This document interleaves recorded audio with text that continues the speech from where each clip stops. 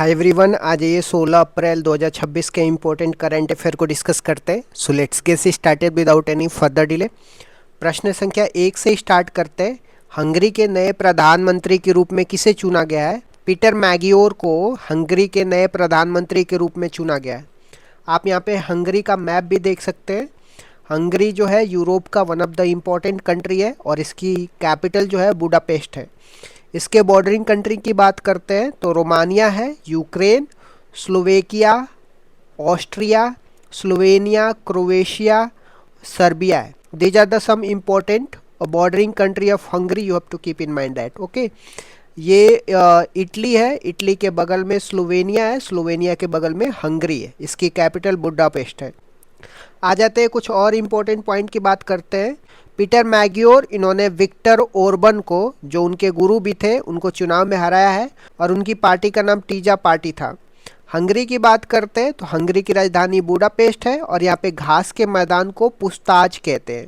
यहाँ से जो नदी बहती है उसका नाम डेन्यूब नदी है, जिसको ग्रीन रिवर के नाम से भी जाना जाता है, तो ये भी आपको ध्यान में रखना है। नेक्स्ट क्वेश्चन में आते हैं। एशिया के सबसे लंबे एलिवेटेड वन्यजीव कॉरिडोर का उद्घाटन कहाँ पे किया गया है? तो उत्तराखंड के राजाजी नेशनल पार्क में किया गया है। यह Delhi Dehradun economic corridor expressway का हिस्सा है, जिसकी कुल लंबाई 213 किलोमीटर है।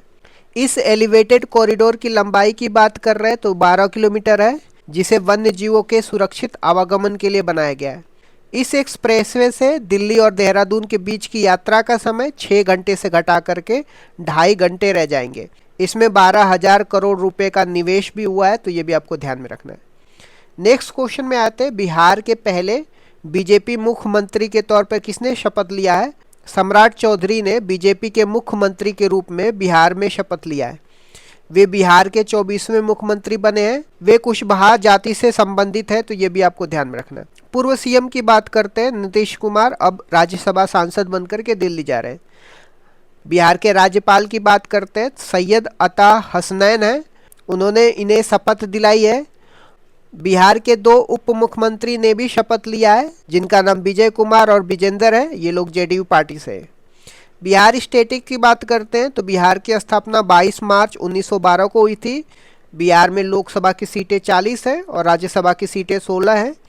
विधानसभा की बात करते हैं 243 है और विधान परिषद की बात करते हैं तो 75 सीटें हैं। नेक्स्ट क्वेश्चन में आते हैं। विट्सेन ने वर्ष 2025 के लिए किन भारतीय खिलाड़ियों को नामित किया है? दीप्ति शर्मा, जो दुनिया की अग्रणी महिला क्रिकेटर है। शुभमन गिल, जिन्होंने विट्सन ट्रॉफी जीता है। पुरुषों में मिशेल स्टॉक की बात करते हैं, वो ऑस्ट्रेलिया से, इनको अग्रणी क्रिकेटर नामित किया गया है। और अग्रणी T20 प्लेयर के रूप में अभिषेक शर्मा को नामित किया गया है। विट्सन की बात करते हैं तो क्रिकेट की एक प्रसिद्ध पत्रिका है, तो ये भी आपको ध्यान में रखना है। नेक्स्ट क्वेश्चन में आते हैं। वित्त वर्ष 2025-26 में भारत में पेटेंट आवेदन करने वाला शीर्ष राज्य कौन सा है? तो तमिलनाडु है। यहाँ पे आप तमिलनाडु का मैप भी देख सकते हैं। तमिलनाडु का बॉर्डरिंग स्टेट की बात करते हैं तो यहाँ पे आंध्र प्रदेश है, कर्नाटका और केरला है। आ जाते हैं कुछ इंपॉर्टेंट पॉइंट बात कर लेते हैं। भारत में इस वर्ष कुल 1.44 लाख पेटेंट आवेदन आए, जो पिछले वर्ष से 30% अधिक है। पेटेंट की बात करते हैं तो पेटेंट 20 वर्षों के लिए दिया जाता है और भारत पेटेंट के मामले में विश्व में 6वें स्थान पे है, तो ये भी आपको ध्यान में रखना है। नेक्स्ट क्वेश्चन में आते हैं। भारत ताइवान औद्योगिक पार्क कहाँ पे विकसित किया जाएगा? तो गुजरात के सानंद और गिला क्षेत्र में भारत ताइवान औद्योगिक पार्क विकसित किया जाएगा। ताइवान के मैप को देख सकते हैं। यहाँ पे हमारा प्यारा भारत है और यहाँ से जब हम चाइना की तरफ मूव करेंगे तो यहाँ पे ताइवान है और इसकी कैपिटल ताइपी है। आ जाते हैं कुछ और इम्पोर्टेंट बात करते हैं। इसके लिए ताइवान एगलेंस कंपनी के साथ समझौता हुआ है। यहाँ पे मुख्य रूप से सेमीकंडक्टर, इलेक्ट्रॉनिक्स मदों का निर्माण होगा। इससे अगले 5 वर्षों में 12,000 नई नौकरियां और 1,000 करोड़ का FDI आएगा, तो ये भी आपको ध्यान में रखना है। नेक्स्ट क्वेश्चन में आते हैं। RBI के प्रोजेक्ट सामुद्रा का मुख्य उद्देश्य क्या है? डिजिटल करेंसी का विस्तार करना है, जिसको ई-रूपी या CBDC बोलते हैं। यह उत्कर्ष 2029 रणनीति का हिस्सा है, जो अप्रैल 2026 से लेकर के मार्च 2029 तक 3 साल की योजना है। इसके 6 प्रमुख स्तंभ है, ये भी आपको ध्यान में रखना। पहला मजबूत कानून, दूसरा ग्राहक केंद्रित और तीसरा समावेशी वित्त, चौथा प्रभावी तकनीकी, पांचवा प्रतिस्पर्धी बाजार और छठवां भविष्य के लिए तैयार होना। नेक्स्ट क्वेश्चन में आते हैं, सेबी ने कौन से 3 नए आईटी प्लेटफॉर्म लॉन्च किया है? तो इसका आंसर होगा एसयूपी कॉम्स, ई एजुकेशन पोर्टल, सीएसएसी। ये 3 नए आईटी प्लेटफॉर्म को सेबी ने लॉन्च किया है। एसयूपी कॉम्स की बात करते हैं तो यह संचार के लिए एकल सार्वभौमिक प्लेटफॉर्म है। एजुकेशन पोर्टल की बात करते हैं, यह ऑनलाइन निर्णय ई डिसीजन लेने वाला पोर्टल है। सीएसएसी की बात करते हैं, यह साइबर सिक्योरिटी के लिए। सेबी के हेड की बात करते हैं तो इनके वर्तमान में जो हेड है तुहिन कांता पांडे है, तो ये भी आपको ध्यान में रखना है। नेक्स्ट क्वेश्चन में आते हैं, आईपीएल में 4000 रन बनाने वाले सबसे कम उम्र के खिलाड़ी कौन बन गए? तो शुभमन गिल बन गए। उन्होंने विराट कोहली का यह रिकॉर्ड तोड़ दिया है। वे गुजरात के टीम से खेलते हैं। मार्च महीने के लिए संजू सैमसन को ICC men's player of the month चुना गया है, तो ये भी आपको ध्यान में रखना है। नेक्स्ट क्वेश्चन में आता है, स्पोर्ट्स जीनोमिक्स प्रोग्राम का उद्देश्य क्या है जिसे गुजरात ने लॉन्च किया है? प्रतिभाशाली एथलीटों के डीएनए की मैपिंग करना इसका मुख्य उद्देश्य है, जिसको जीनोम सीक्वेंसिंग कहा जाता है। इसका उद्देश्य जो है दूर दराज और ट्राइबल क्षेत्र जैसे सिद्धी समुदाय से टैलेंट की पहचान करना है। मुख्य लक्ष्य की बात करते हैं तो कॉमनवेल्थ गेम 2030 है जो अहमदाबाद में आयोजित होंगे, इसके लिए तैयार करना। आ जाते हैं कुछ महत्वपूर्ण खबरें की बात करते हैं तो सुशांत कोयल की बात करते हैं तो ऑस्ट्रेलिया के सैन्य बल में पहली बार महिला सेना प्रमुख बनी है। ऑपरेशन ब्रह्मा की बात करते हैं तो म्यांमार में राहत कार्य के लिए भारत द्वारा चलाया गया है। ऑक डी ट्रंप स्मारक की बात करते हैं तो डोनाल्ड ट्रंप ने वॉशिंगटन डीसी में 250 फीट ऊंचे स्मारक की योजना बनाई है। जम्मू कश्मीर की बात करते हैं तो 67 वर्षों में पहली बार रणजी ट्रॉफी का खिताब जीता है। तरणजीत संधू की बात करते हैं तो दिल्ली के नए लेफ्टिनेंट गवर्नर नियुक्त हुए हैं, तो ये भी आपको ध्यान में रखना है। चीतों की बात करते हैं तो भारत ने हाल ही में 9 चीते बोत्सवाना से आयात किया है। हवांगशो 11GA जिसको KN-23 बोला जाता है, उत्तर कोरिया द्वारा परीक्षण की गई नई बैलिस्टिक मिसाइल है, तो ये भी आपको ध्यान में रखना है। प्रोजेक्ट हिम सरोवर की बात करते हैं तो लद्दाख में जल सुरक्षा के लिए लॉन्च किया गया है। बीएचयू की बात करते हैं तो बीएचयू ने नेशनल मूड कोर्ट प्रतियोगिता जीता है, तो ये भी आपको ध्यान में रखना है। इस तरीके से मैंने कुछ इंपॉर्टेंट करंट अफेयर को डिस्कस कर दिया। Thank you so much guys, keep loving, keep supporting, bye bye. पंचवर्षीय योजना के बारे में मैंने डिस्कस तो किया है, बट एक बार फिर से मैं पंचवर्षीय योजना के बारे में रिवीजन करा देता हूँ। पहली पंचवर्षीय योजना 1951 से 56 तक थी। इसकी मुख्य विशेषताएं क्या थी? इसका टाइम पीरियड की बात कर, यह योजना 1 अप्रैल 1951 से लेकर के 1956 तक चली थी। मॉडल की बात करते हैं, यह हेरोल्ड डोमर मॉडल पर आधारित थी और इसका प्रारूप KN राज ने तैयार किया था। उद्देश्य क्या था पहली पंचवर्षीय योजना का? इसका मुख्य ध्यान कृषि एग्रीकल्चर पर था। विकास की दर की बात करते हैं, जो लक्ष्य था 2.1% था, लेकिन 3.6% की वृद्धि हासिल की गई थी, जो लक्ष्य से अधिक थी। दूसरी पंचवर्षीय योजना 1956 से 1961 के प्रमुख बिंदु क्या थे? दूसरी पंचवर्षीय योजना की अवधि की बात करते हैं 1956 से 1961 तक रहता है। मॉडल की बात करते हैं, यह महालनोबिस मॉडल पर आधारित थी। इसका जो उद्देश्य था, इस योजना में भारी उद्योगों पर बल दिया गया, जिसमें प्रमुख उपलब्धियां थी। इसी योजना के दौरान भिलाई छत्तीसगढ़, राउरकेला उड़ीसा, दुर्गापुर पश्चिम बंगाल में आयरन स्टील प्लांट स्थापित किए गए। विकास की दर की बात करते हैं, लक्ष्य 4.5% का था और प्राप्ति 4.27% थी। तीसरी पंचवर्षीय योजना 1961 से 66 तक क्यों असफल रही थी? 1961 से 66 तक तीसरी पंचवर्षीय योजना थी। यह मॉडल सुखमय चक्रवर्ती मॉडल पर आधारित थी। इसका उद्देश्य था कृषि और उद्योग दोनों पर बल देना। असफलता के कारण ये थे, यह योजना 1962 के दौरान भारत चीन युद्ध और 1965 के भारत पाकिस्तान युद्ध के कारण अपने लक्ष्य को प्राप्त नहीं कर सकी और असफल रही। अन्य घटना की बात करते हैं तीसरी पंचवर्षीय योजना में, इसी दौरान जय जवान जय किसान का नारा दिया गया था और 1965 में भारतीय खाद्य निगम, जिसको फूड कॉरपोरेशन ऑफ इंडिया की स्टेब्लिशमेंट की बात करते हैं, तो तीसरी पंचवर्षीय योजना में एफसीआई का एस्टेब्लिशमेंट होता है। नेक्स्ट देख लेते हैं योजना अवकाश की। योजना अवकाश जिसको प्लान हॉलीडेज बोलते हैं, ये क्या था और यह कब हुआ था? तीसरी पंचवर्षीय योजना की असफलता के बाद 1966 से लेकर के 1969 तक 3 वर्षों के लिए कोई पंचवर्षीय योजना नहीं बनाई गई। इसे योजना अवकाश कहा जाता है। इसी दौरान एक एक वर्ष की योजना शुरू की गई थी। खाद्यान्न में आत्मनिर्भरता के लिए हरित क्रांति जिसको ग्रीन रेवोल्यूशन की शुरुआत की गई थी। चौथी पंचवर्षीय योजना 1969 से 1974 की मुख्य बातें क्या थी? तो इसका टाइम पीरियड की बात करते हैं, 1969 से लेकर के 1974 तक थी। यह मॉडल अशोक रुद्र मॉडल पे आधारित थी और इसका प्रारूप DR गॉडगिल ने तैयार किया था। उद्देश्य की बात करते हैं, इसका लक्ष्य स्थिरता के साथ आर्थिक विकास करना, डेवलपमेंट विथ स्टेबिलिटी था। प्रमुख घटनाएं की बात करते हैं तो चौथी पंचवर्षीय योजना में 1969 में 14 बैंकों का राष्ट्रीयकरण किया गया था। ये पहली बात हो गई। इसके बाद 1971 में भारत पाकिस्तान का युद्ध हुआ और 1974 में पहला परमाणु परीक्षण ऑपरेशन स्माइलिंग बुद्धा पोखरण में किया गया था। पांचवी पंचवर्षीय योजना 1974 से 1978 क्यों अद्वितीय थी? यह भारत का एकमात्र ऐसी योजना है जो अपने निर्धारित समय 5 वर्ष से पहले केवल 4 वर्षों में ही समाप्त हो गई। 1974 से लेकर 1978 तक ही रही थी। यह DP दर मॉडल पर आधारित थी और इसका मुख्य लक्ष्य गरीबी उन्मूलन था। रोलिंग प्लान 1978 से 1980 तक क्या था? 1978 में सरकार बदलने के बाद मोरारजी देसाई की जनता पार्टी सरकार ने पंचवर्षीय योजना को समाप्त कर रोलिंग प्लान शुरू किया था। विश्व में इसके जनक डॉक्टर गुरनार मिर्डर थे। उनकी पुस्तक एशियन ड्रामा में इसका उल्लेख है और भारत में इसे लक्कड़वाला ने लागू किया था। छठवीं पंचवर्षीय योजना 1980 से 1985 के दौरान क्या महत्वपूर्ण घटनाएं हुई थी? यह मॉडल आगात निर्गत मॉडल पर आधारित था जिसको इनपुट आउटपुट मॉडल बोला जाता है। इसका उद्देश्य रोजगार सृजन और गरीबी उन्मूलन था।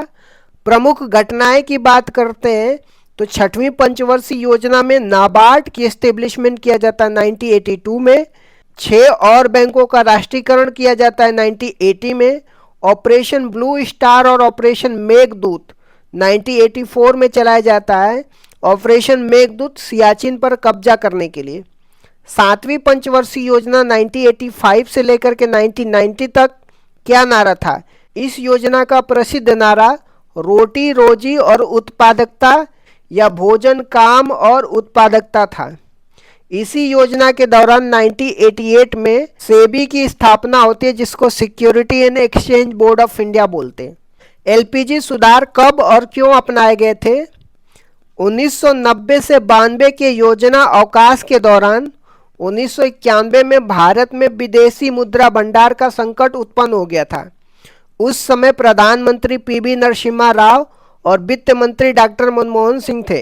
इस संकट से निपटने के लिए 1991 में नई आर्थिक नीति अपनाई गई थी जिसे LPG सुधार कहा गया था। जो न्यू इकोनॉमी पॉलिसी अपनाई गई थी जिसमें उदारीकरण, निजीकरण या वैश्वीकरण की बात की जाती है।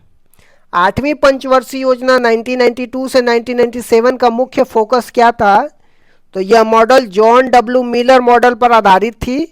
इसका मुख्य बल मानव संसाधन विकास था जो 1990 में आए HDI मानव विकास सूचांक की अवधारणा से प्रेरित था।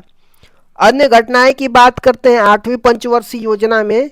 इसी दौरान 73वां और 74वां संविधान संशोधन हुआ जो पंचायती राज और नगर निगम के लिए है। इसी समय 1 जनवरी 1995 को WTO की स्थापना होती है जिसको वर्ल्ड ट्रेड ऑर्गेनाइजेशन बोलते हैं। 9वीं और 10वीं पंचवर्षीय योजना का मुख्य बातें क्या थी? 9वीं पंचवर्षीय योजना 1997 से 2002 तक होता है। इसका लक्ष्य सामाजिक न्याय और क्षमता के साथ आर्थिक विकास था। प्रधानमंत्री ग्राम सड़क योजना 25 दिसंबर 2000 को और कारगिल युद्ध 1999 में इसी दौरान हुआ था। 10वीं पंचवर्षीय योजना 2002 से 2007 तक थी। यह भी आगात निर्गात मॉडल पर आधारित थी। नरेगा अधिनियम 2005 में आया और 2 फरवरी 2006 को लागू हुआ था। 11वीं पंचवर्षीय योजना 2007 से लेकर 2012 की विकास दर की क्या विशेषता थी? इसका लक्ष्य तीव्र और समावेशी विकास, जिसको रैपिड एंड इंक्लूसिव डेवलपमेंट था। इसमें 8% की विकास दर हासिल की गई थी, जो सभी पंचवर्षीय योजनाओं में अब तक की सबसे ज़्यादा थी। शिक्षा का अधिकार, राइट टू एजुकेशन एक्ट 2009 इसी दौरान आया था। 12वीं पंचवर्षीय योजना 2012 से 2017 का लक्ष्य क्या था? यह अंतिम पंचवर्षीय योजना था जो 2012 से 2017 तक चला था। इसका लक्ष्य तीव्र, सतत और अधिक समावेशी विकास, जिसको rapid sustainable and inclusive development था। इसमें कृषि के लिए 4% और प्रजनन दर को 2.1%, जिसको प्रतिस्थापन दर बोलते हैं, पर लाने का लक्ष्य रखा गया था। भारतीय संविधान के प्रमुख संशोधन और उसके प्रावधान के बारे में देखने वाले हैं। पहला संविधान संशोधन कब हुआ था? 1951 में हुआ था। संविधान में 9वीं अनुसूची जोड़ी गई थी, जिसका संबंध भूमि सुधार से है। अनुच्छेद 15 क्लॉज 4 भी जोड़ा गया, जो सामाजिक और शैक्षिक रूप से पिछड़े वर्गों के लिए आरक्षण का प्रावधान करता है। 7वां संविधान संशोधन 1956 में राज्य पुनर्गठन से संबंधित है। यह प्रावधान किया गया कि 2 या 2 से अधिक राज्यों के लिए एक राज्यपाल हो सकता है। इस समय भारत में 14 राज्य और 6 केंद्र शासित प्रदेश थे। फजल अली कमीशन का गठन 1953 में इसी उद्देश्य से हुआ था। 15वां संविधान संशोधन 1963 में हुआ था। हाई कोर्ट के न्यायाधीशों की सेवानिवृत्ति की आयु 60 से बढ़ाकर के 62 कर दिया गया था। 21वां संविधान संशोधन 1967 में हुआ था। इस संविधान संशोधन से संविधान की 8वीं अनुसूची में 15वीं भाषा के रूप में सिंधी भाषा को जोड़ा गया और मूल संविधान में 14 भाषाएं थी, अब जाकर के 22 भाषाएं। 24वां संविधान संशोधन 1971 में हुआ था। इंदिरा गांधी के कार्यकाल में संसद को संविधान संशोधन की असीमित शक्तियां प्रदान की गई थी। हालांकि इसके बाद केशवानंद भारती केस 1973 में सुप्रीम कोर्ट ने स्पष्ट किया कि संसद की यह शक्ति असीमित नहीं है, बल्कि सीमित है और इस संविधान के मूल ढांचा को नहीं बदल सकती है। 26वां संविधान संशोधन 1971 की बात करते हैं। राजाओं को दिए जाने वाला प्रीवी पर्स को समाप्त कर दिया गया, जो देशी रियासतों के एकीकरण के बदले में दी जाने वाली एक बड़ी राशि थी। 36वां संविधान संशोधन 1975 में सिक्किम को भारत का पूर्ण राज्य बनाया गया और ये भारत का 22वां राज्य सिक्किम बन के आया था। 42वां संविधान संशोधन 1976 की बात करते हैं। इसे मिनी कॉन्स्टिट्यूशन या लघु संविधान कहा जाता है। 42वां संविधान में प्रस्तावना में संशोधन किया, जिसमें समाजवाद, पंथ निरपेक्ष, अखंडता शब्द जोड़े गए और प्रस्तावना में अब तक ये एकमात्र संशोधन रहे। 42वां संविधान संशोधन में फंडामेंटल ड्यूटी जोड़ी गई थी, जो भाग 4A में अनुच्छेद 51A को जोड़ा गया था, जिसमें मौलिक कर्तव्य शामिल थे। यह सरदार स्वर्ण सिंह समिति की सिफारिश पे फंडामेंटल ड्यूटी, जिसको मौलिक कर्तव्य बोलते हैं, इसको जोड़ा गया था। 42वां संविधान संशोधन में राज्य सूची से समवर्ती सूची में विषयों को हस्तांतरण किया गया, जिसमें 5 विषय वन, वन्यजीव, मापतोल, न्याय प्रशासन और शिक्षा को राज्य सूची से समवर्ती सूची में स्थानांतरित किया गया। नए अनुच्छेद आर्टिकल 39A जो निःशुल्क कानूनी सहायता की बात करता है। आर्टिकल 48A जो पर्यावरण संरक्षण की बात किया जाता है, ये भी 42वां संविधान संशोधन में जोड़ा जाता है। 44वां संविधान संशोधन 1978 की बात करते हैं। ये मोरारजी देसाई के कार्यकाल में हुआ था।